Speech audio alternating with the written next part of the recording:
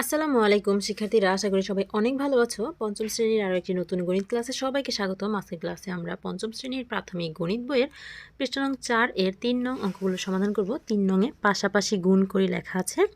কিভাবে পাশাপাশি গুণ করতে হয় আমরা আগের ক্লাসে শিখেছি। আজকে তারই ধারাবাহিকতায় অঙ্কগুলো আমরা করব। দেখো 1 নংয়ে যে প্রশ্নটা লেখা আছে, আমরা প্রথমেই প্রশ্নটা তুলে নিব। কি লেখা আছে? 3407 গুণ 1406। খেয়াল করো, এখানে আমরা জানি এই 3407 এই সংখ্যাটা হচ্ছে গুণ্য, কারণ এই সংখ্যাটাকে আমরা গুণ করব, এই জন্য এটা গুণ্য।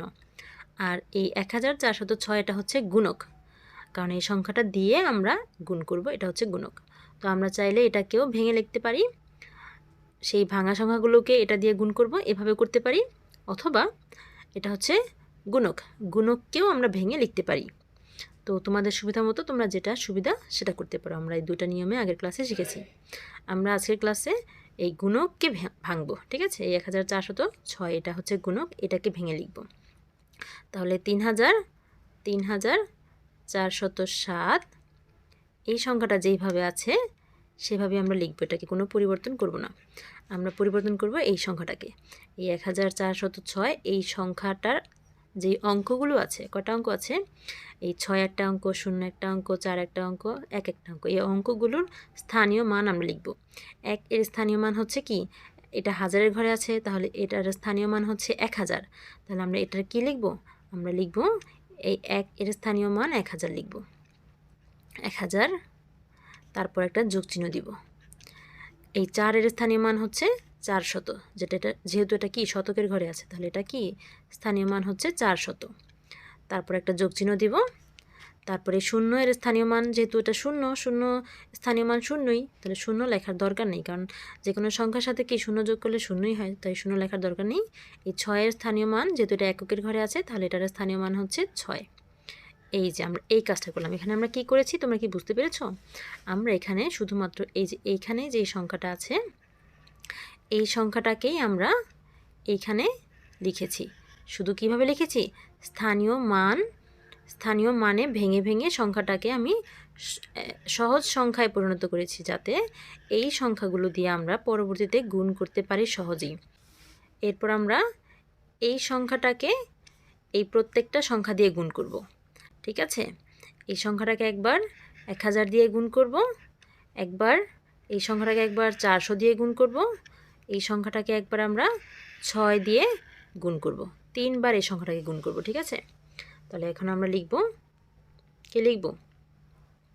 আমরা প্রথমে 1000 দিয়ে গুণ করব, এই সংখ্যাটাকে লিখব 3407। এই সংখ্যাটাকে আমরা 1000 দিয়ে গুণ দিব। তারপর এই যোগ চিহ্নটা আমরা এখানে দিব।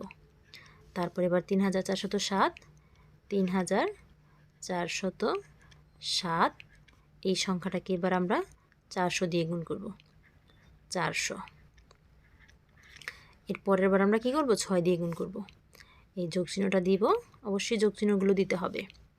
এবার 3407 এই সংখ্যাটাকে আমরা 6 দিয়ে গুণ করব। এবার এই গুণগুলো আমরা সহজেই করে ফেলতে পারবো, তাই তো? 1000 দিয়ে যদি আমরা এই 3407কে গুণ করি, তাহলে কি হবে? 1 দিয়ে 3407কে গুণ করলে 3407 একে 3407 হবে। আর এই 3টা শূন্য আমরা চোখ বন্ধ করে লিখে দিব, ঠিক আছে? আমরা এই 1 দিয়ে 0 দিয়ে সহজে গুণ করতে পারি, সেটা আমরা জানি। এইভাবে করে আমরা সহজে গুণ করতে পারি।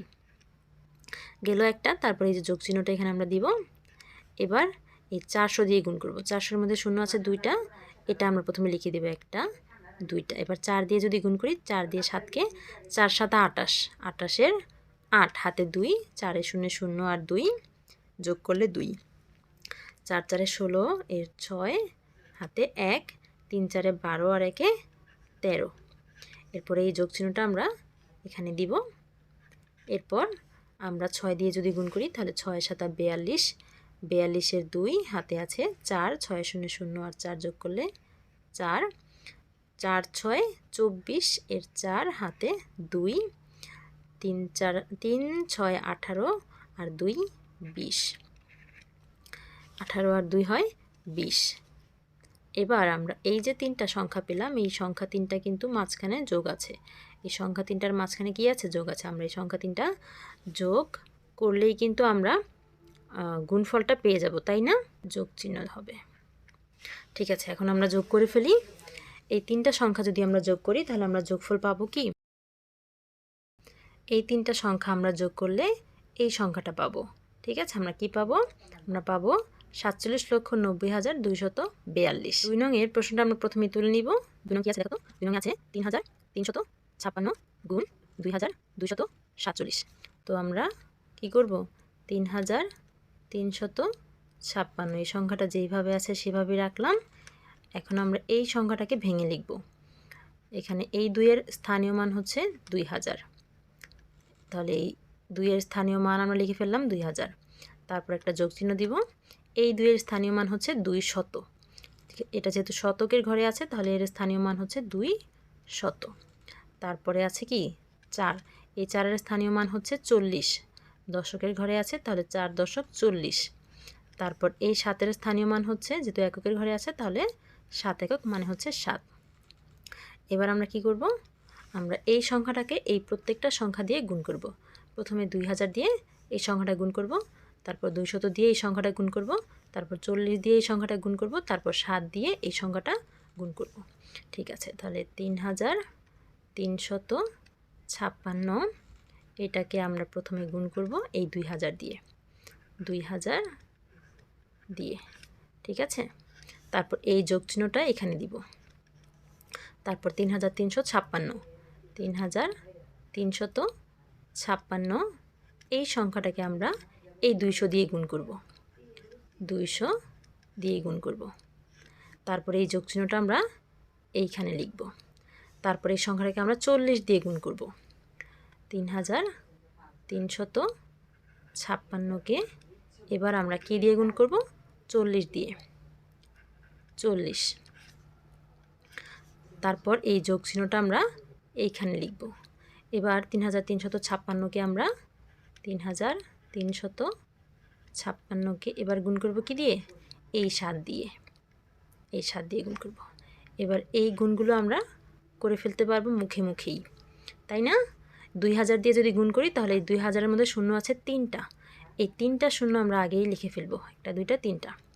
এবার 2 দিয়ে যদি গুণ করি তাহলে 6 দুগুণে 12, 12 এর 2 হাতে আছে 1, 5 দুগুণে 10 আর 1 এ 11 এর 1 হাতে আবারও 1, তারপর 3 দুগুণে 6 আর 1 এ 7, তারপর 3 দুগুণে 6।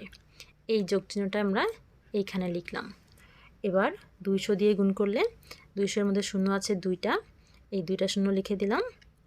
6 দুগুণে 12 এর 2 হাতে 1, 5 দুগুণে 10 আর 1 এ 11 1 হাতে 1, 3 দুগুণে 6 আর 1 এ 7 আর 3 দুগুণে 6। তারপর এই যোগ চিহ্নটা আমরা এইখানে লিখলাম। এবার 40 দিয়ে গুণ করলে কি হবে? এই শূন্য আছে একটা শূন্য আমরা এখানে লিখে দিলাম।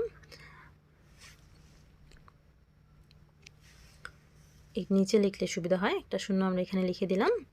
এরপর 4 দিয়ে 6কে 4 6 24 এর 4 হাতে 2, 4 5 20 আর 2 22 এর 2 হাতে 2, 3 4 12 আর 2 13 14, 14 এর 4 হাতে 1, 3 4 12 আর 1 এ 13। এবার এই যোগ চিহ্নটা আমরা এখানে লিখে দিলাম। 7 দিয়ে গুণ করলে 6 7 42 এর 2 হাতে 4, 5 7 35 আর 4 39 এর 9 হাতে 3, তারপর 3 7 21 আর 3 22 23 24, 24 এর 4 হাতে 2, 3 7 21 আর 2 22 23। আমরা গুণ করে লিখে ফেলেছি। এবার কি করব? এবার এই 3টা সংখ্যা যদি, এই 4টা সংখ্যা যদি আমরা যোগ করি তাহলে আমরা গুণফল পেয়ে যাব। যোগ করলে আমরা এমন একটা সংখ্যা পাবো।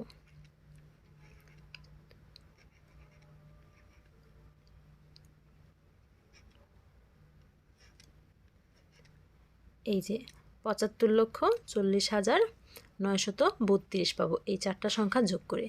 এই সংখ্যাটাই হচ্ছে উপরের 2টি সংখ্যার গুণফল।